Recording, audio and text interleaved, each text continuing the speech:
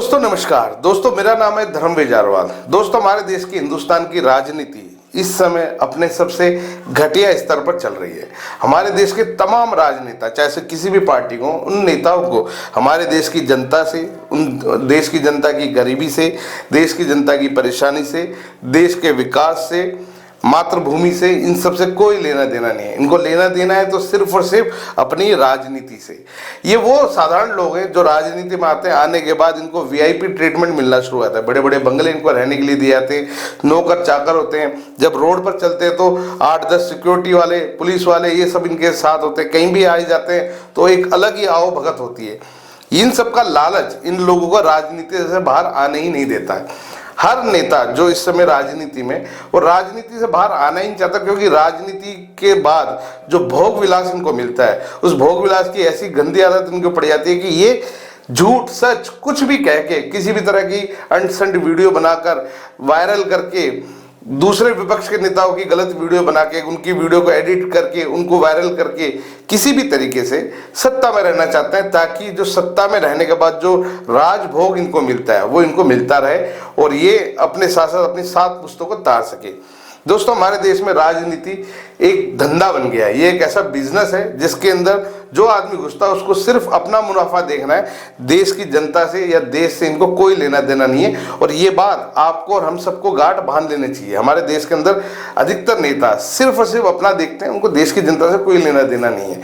और सबसे बड़ी हैरानी की बात तो ये है कि हमारे देश में पढ़े लिखे लोग जो कभी देश की जनता के लिए, देश की जनता की सेवा करने के लिए, देश की सेवा करने के लिए राजनीति में आए थे, वो भी आज किस तरीके से झूठी खबरें फैलाकर अपना सिर्फ राजनीतिक महत्व पूरा करते हैं और देश की जनता को बेवकूफ बनाते हैं। दोस्तों ये है अरविंद केजरीवाल की धर्मपत्नी सुनीता केजरीवाल। आप सभी जानते हैं अरविंद केजरीवाल जी शराब घोटाले के अंदर जेल के अंदर बंद है, तिहाड़ जेल में बंद है। और लगभग 1 महीना हो गया, 1 महीने से वो तिहाड़ जेल में बंद है। इनसे पहले संजय सिंह भी जेल में बंद थे, जिनको जमानत मिल गई है।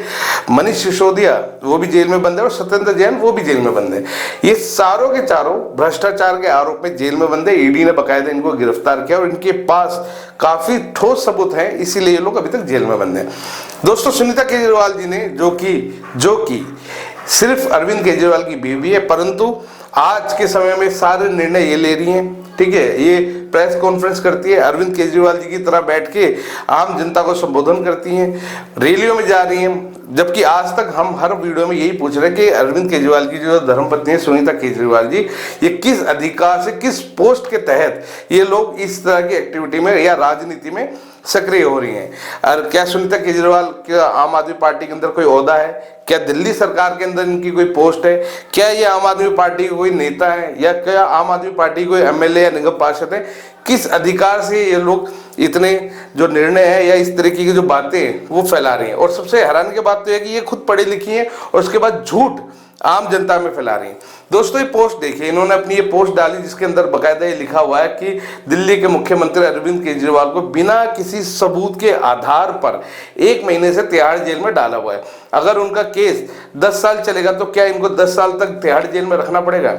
सुनीता केजरीवाल जी, सबसे पहले तो मैं आपको बता दूं, आप पढ़ी लिखी महिला हैं। अगर नहीं है तो आपको समझा देता हूं, कोर्ट कभी भी किसी को, बेकसूर आदमी को जेल में नहीं रखता। जेल में उसी व्यक्ति को रखा जाता है जिसके खिलाफ सबूत होते हैं। और अगर आप हमारी पुरानी वीडियो भी देखेंगे या हमारे हाई कोर्ट के ऑर्डर्स भी उठाएंगे, बाकायदा हाई कोर्ट ने ये बात कही है, ये बात मानी भी है कि अरविंद केजरीवाल के खिलाफ ईडी के पास पर्याप्त सबूत है। और पर्याप्त सबूत अगर कोर्ट ये बात बोलता है तो इसका मतलब है कि मामला बड़ा गंभीर है और तमाम सबूत उनके खिलाफ जो है वो ईडी के पास हैं। हाई कोर्ट ने ये बात बोली है कि जब पर्याप्त सबूत उनके पास हैं तो उसके बाद इस तरीके की पोस्ट डालकर क्या आप दिल्ली वालों को बेवकूफ बना रहे हैं या देश की जनता को बेवकूफ बनाए जाते हैं? जब हाई कोर्ट इस बात को मान रहा है कि ईडी के पास अरविंद केजरीवाल के खिलाफ पर्याप्त सबूत हैं जिनके आधार पर उनको जेल भी हो सकती है, उसके बावजूद भी इस तरीके की पोस्ट डालकर आप देश के लोगों को वल्गरा रही हैं, बेवकूफ बना रही हैं।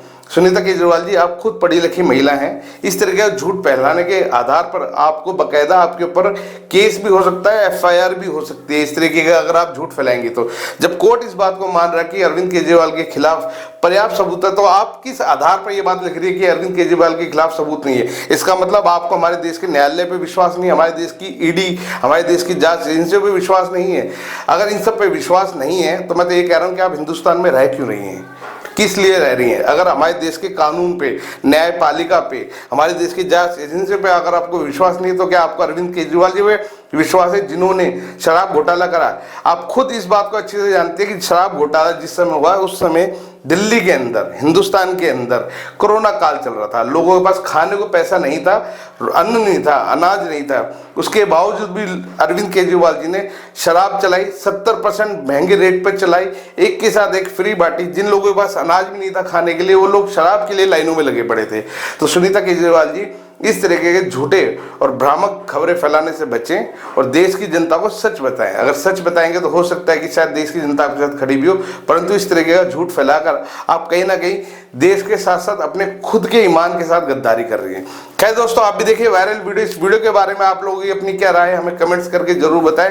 क्या आप लोगों को भी ऐसा लगता है कि अरविंद केजरीवाल को नाजायज बिना सबूत के आधार पर कोर्ट ने तिहाड़ जेल में रखा हुआ है? अगर ऐसा लगता है तो आप भी हमें कमेंट्स करके बताएं। और अगर आपके मन में सुनीता केजरीवाल जी के लिए कहने के लिए कुछ है, या उनकी इस गलती को आप किस तरीके से ठीक कर सकते हैं, या उनके ज्ञान में अगर कमी है तो उनको किस तरीके से आप ज्ञान दे सकते हैं, आप हमें कमेंट्स करके बता सकते हैं। हम कोशिश करेंगे आपके कमेंट्स सुनीता केजरीवाल तक पहुंचाने के लिए। तो दोस्तों, लगातार बने रहें और वीडियो सही लगे तो इसको शेयर करना बिल्कुल ना भूलें। धन्यवाद।